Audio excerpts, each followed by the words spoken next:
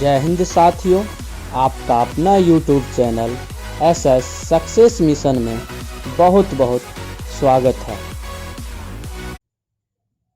हाँ तो साथियों, अब हम शुरू करने जा रहे हैं आपका प्रश्नावली 1.2 का जो शेष प्रश्न रह गया था। प्रश्न 5, 6 और 7, इन प्रश्नों का हल अब हम करते हैं। इससे पहले हम प्रश्न 1, 2, 3, 4 का वीडियो बना चुके हैं। यदि आप लोग नहीं देखे हैं तो लिंक डिस्क्रिप्शन में दी गई है, वहां से भी देख सकते हैं, या फिर चैनल के प्लेलिस्ट में जाकर मैथमेटिक्स 10th में जाकर पार्ट 3 वीडियो देख लें। तो चलिए शुरू करते हैं।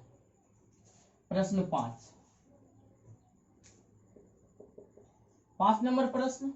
तो प्रश्न आप लोग ऊपर पढ़िए, हम जो है नीचे अपना पढ़ रहे हैं। कहता है जांच कीजिए कि क्या किसी प्राकृत संख्या n के लिए संख्या 6 पर पावर n अंक 0 पर समाप्त हो सकती है। कहता है संख्या 6 पर पावर n, यानी कहता है किसी प्राकृत संख्या के लिए हमें ये जांच करके दिखाना है क्या 6 पर पावर n जो ये संख्या है, क्या इसका अंत 0 पर होगा। तो किसी भी संख्या का अंत 0 पर हो तो इसके लिए नियम है, और उस चीज को हम समझते हैं। नियम क्या है, देखिए 0 पर अंत होने वाली कुछ संख्याएं लिखते हैं, जैसे 10, 20, 30, 50, 60, 70 और विभिन्न 500, 1000 भी ले सकते हैं, जैसे 500 ही लेते हैं। जितनी भी संख्याएं अंत 0 पे होने वाली, समझने के लिए इतना ही काफी है। जैसे 10 को अगर तोड़ते हैं और भाज्य गुणनखंड करते हैं 2 गुने 5, 20 को करते हैं 2 गुने 2 गुने 5, 2 4 5 20, इसका करते हैं तो 2 गुने 3 गुने 5, इसका करते हैं 2 गुने 5 गुने 5, इसका करते हैं 2 गुने 2 गुने 3 गुने 5।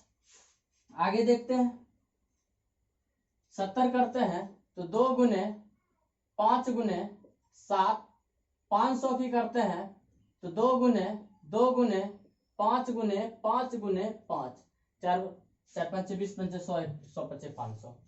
यानी कि इस प्रकार से अगर देखे हैं हम सबको तोड़े, जिसका अंत 0 पे था तो उसमें दो चीज अनिवार्य रूप से है। देख लीजिए 2 और 5, देखिए 2 और 5, इसमें भी देखिए 2 और 5, दोनों चीज अनिवार्य रूप से है। 2 और 5, देखिए इसमें भी 2 और यहाँ 5, यहाँ देखिए 70 में भी 2 और 5, और जिसमें भी देख लीजिए तो 2 और 5।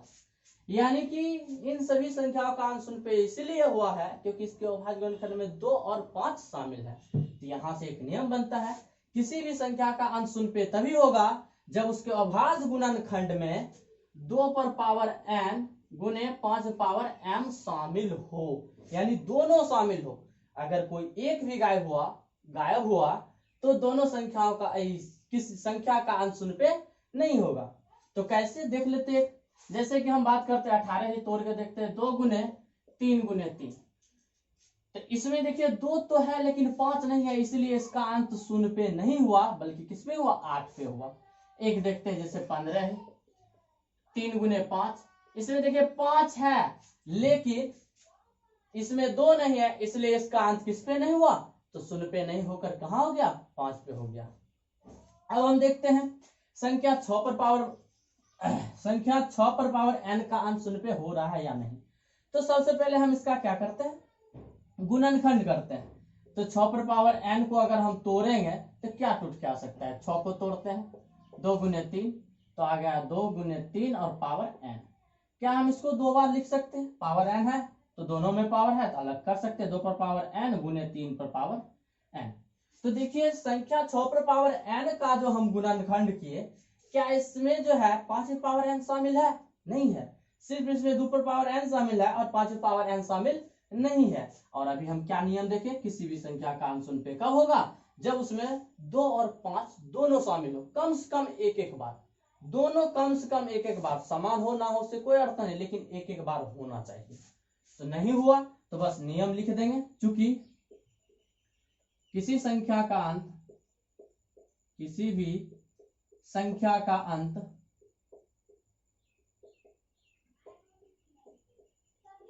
0 पर तभी होगा जब उसका अभाज्य गुणनखंड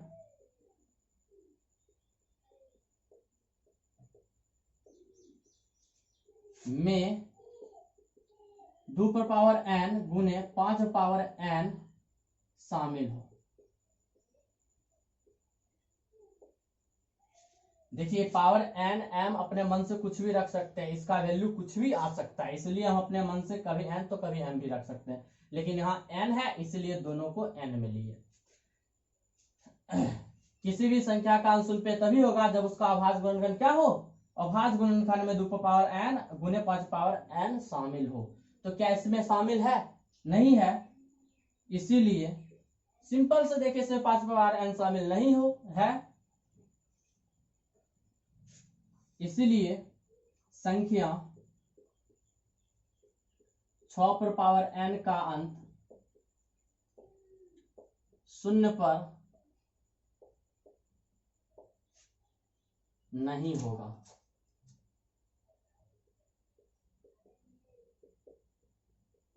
बस हमें यही दिखाना था और ये हो गया ये प्रश्न। तो ये चीज याद रखिएगा, किसी भी संख्या का अंश 0 पे कब होगा, जब उसके अभाज्य गुणनखंड में 2n गुने 5n दोनों शामिल हो। अब प्रश्न 6 देखते हैं। प्रश्न 6 पढ़ते हैं, आप लोग ऊपर देखिएगा। देखिए प्रश्न है, कहता है व्याख्या कीजिए कि 7 गुने 11 गुने 13 गुने 13 प्लस 13 और 7 गुने 6 गुने 5 गुने 4 गुने 3 गुने 2 गुने 1 प्लस 5 भाज्य संख्याएं क्यों है। यानी कहता है कि दी गई है इसमें दो चीज, एक दिया गया है 7 गुने 11 गुने 13 प्लस 13। अब इसे हमें कहता है कि इसे, और एक और दी गई है 7 गुने 6 गुने 5 गुने 4 गुने 3 गुने 2 गुने 1 प्लस 5। हाँ यही है। अब कहता है इन दोनों को हमें बताना है कि ये दोनों भाज्य संख्या है, तो क्यों है। भाज्य और अभाज्य ये दोनों संख्याएं क्या होती है, इसके बारे में हम सभी संख्याओं की परिभाषा में बता चुके हैं। तो स्पेशल वह बेसिक के लिए है और वह हर एक क्लास के लिए है, और ये वीडियो एक स्पेशल वीडियो में बता चुके हैं, तो आप लोग वह वीडियो भी देख ले जो कि प्ले लिस्ट में ही दिया हुआ है, और साथ ही साथ ये जो वीडियो बना रहे हैं इसके डिस्क्रिप्शन में भी है, वहां से भी देख सकते हैं। तो फिलहाल यहाँ भी हम आपको ये चीज बता रहे हैं भाज्य। तो भाज्य संख्या किसे कहते हैं, तो भाज्य संख्या और अभाज्य संख्या। तो अभाज्य बताया है जिसमें एक और स्वयं से ही भाग लगे, यानी कि जिसका अभाज्य गुणनखंड एक और स्वयं हो, यानी जिसका गुणनखंड केवल दो संख्या हो, एक और दूसरा हो तो स्वयं, ये अभाज्य हो जाता है। लेकिन भाज्य संख्या की बात करें तो वैसी संख्या जिसका, ध्यान दीजिएगा, गुणनखंड एक और स्वयं का अतिरिक्त अन्य संख्याएं भी हो, यानी कि जिसमें एक स्वयं और उसके अतिरिक्त भी किसी और संख्या से भाग लगे, यानी कि जिसका गुणनखंड दो से अधिक संख्या हो, दो से अधिक गुणनखंड।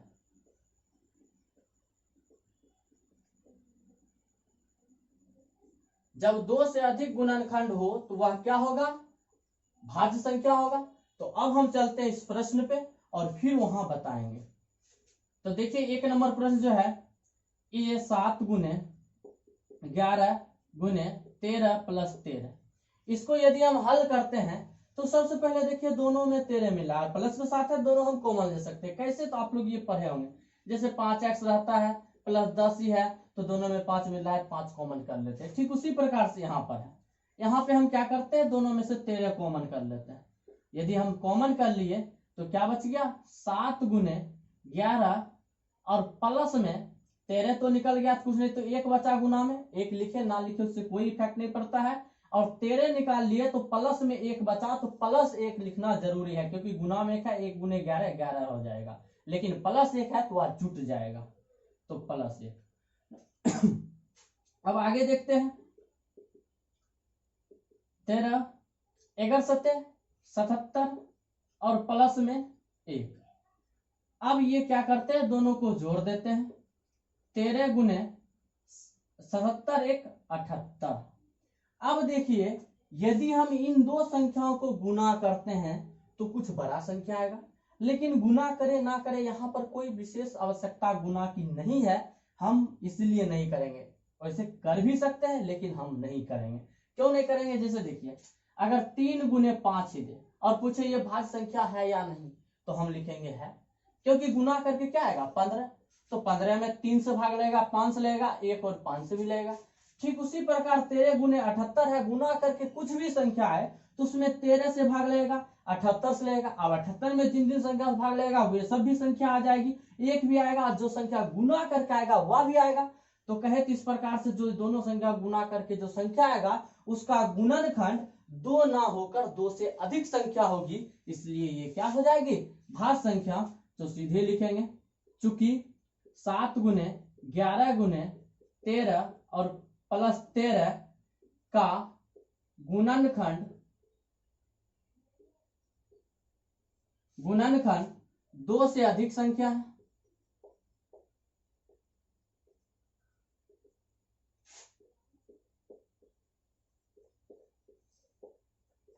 इसलिए जब गुणनखंड 2 से अधिक संख्या हो तो वह क्या होगा, भाज्य या अभाज्य, तो वह भाज्य होगा, इसलिए यह भाज्य संख्या है। देखिए हमसे यही पूछा था, बताइए ये भाज्य है तो क्यों है, क्योंकि इसका गुणनखंड 2 से अधिक संख्या है। अब उसी प्रकार से आप इसे हल कर सकते हैं। दोनों में देखिए 5 मिल रहा है, 5 कॉमन कर लीजिए, बाकी हल करके सेम पैटर्न पाएगा, कुछ गुना कुछ आ जाएगा, वहां छोड़ के नियम लिख दीजिए और लिख दीजिए या क्या है भाज्य। इसे आप स्वयं बनाने का प्रयास कीजिए, नहीं बने तो कमेंट कीजिए, स्पेशल वीडियो बनाया जाएगा। अब देखते हैं अगला प्रश्न। तो अगला प्रश्न आपका 7 नंबर। तो 7 नंबर प्रश्न आप लोग ऊपर देखिए आ चुका है, आप लोग पढ़िए और हम नीचे पढ़ते हैं। प्रश्न है, किसी खेल के मैदान के चारों ओर एक वृत्ताकार पथ है। इस मैदान का एक चक्कर लगाने में सोनिया को 18 मिनट, जबकि इसी मैदान का एक चक्कर लगाने में रवि को 12 मिनट लगते हैं। मान लीजिए वे दोनों एक ही स्थान और एक ही समय पर चलना प्रारंभ करके एक ही दिशा में चलते हैं, तो कितने समय बाद वे पुनः प्रारंभिक स्थान पर मिलेंगे। देखिए प्रश्न जो कहता है किसी खेल के मैदान के चारों ओर एक वृत्ताकार पथ है। कोई खेल का मैदान है और उसके चारों ओर एक वृत्ताकार पथ है, एक वृत्ताकार पथ है। अब सोचिए 2 व्यक्ति है, अब 2 है जिसमें एक सोनिया है, तो कहता है मैदान के एक चक्कर लगाने में सोनिया को 18 मिनट का समय लगता है। यानी कि एक सोनिया है, सोनिया एस, और उसके बाद एक रवि है, रवि को आर लेते हैं।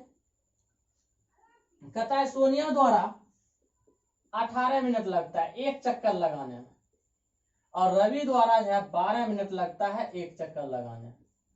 अब देखिए यहां भी समझते हैं और यहां हल भी करके दिखाते हैं। तो सबसे पहले वहां ही समझते हैं। तो यहां देखिए अगर मान लेते हैं, और प्रश्न में कहता है कि रवि और सोनिया एक ही स्थान पर एक ही समय में और एक ही दिशा में चलती है, तो मानिए यहां से दोनों चलना प्रारंभ करते हैं।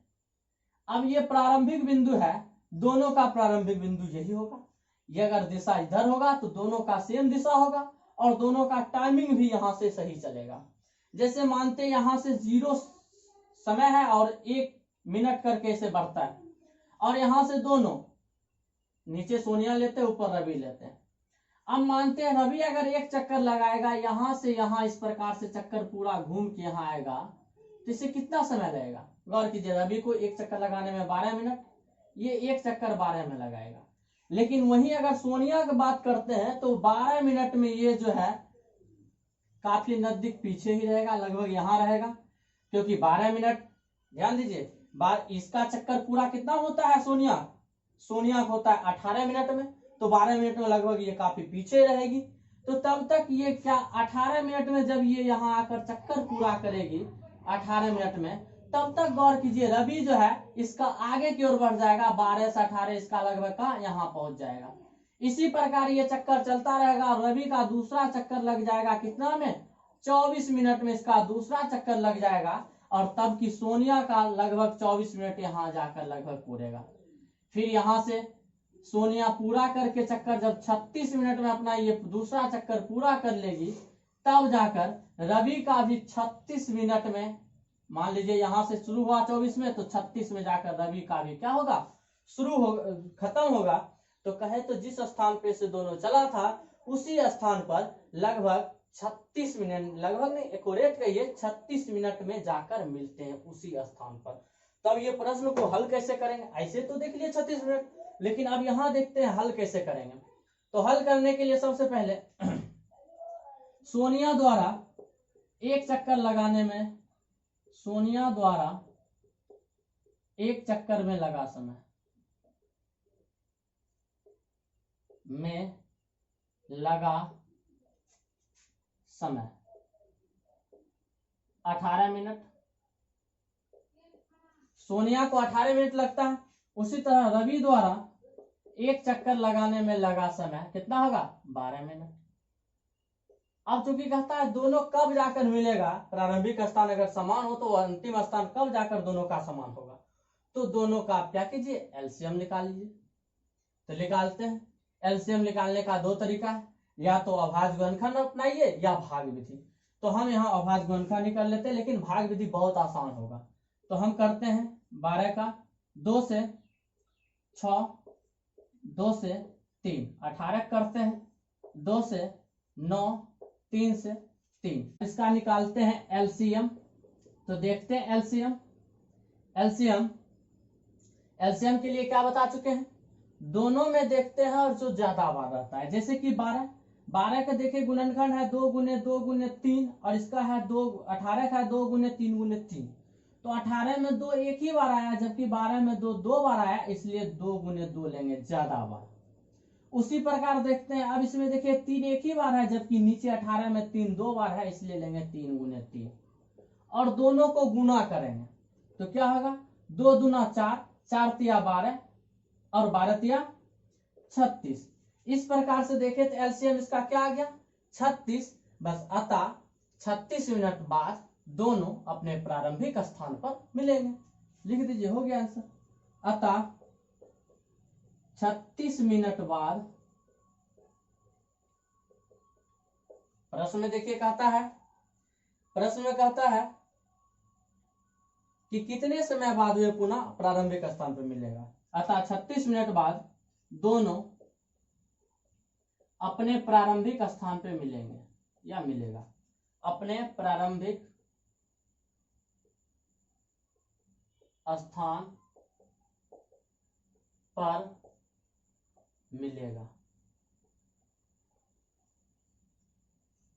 चलिए, तो आज आपका प्रश्नावली खत्म हो चुका है 1.2। पूरा वीडियो देखने के लिए आप लोगों का बहुत बहुत धन्यवाद।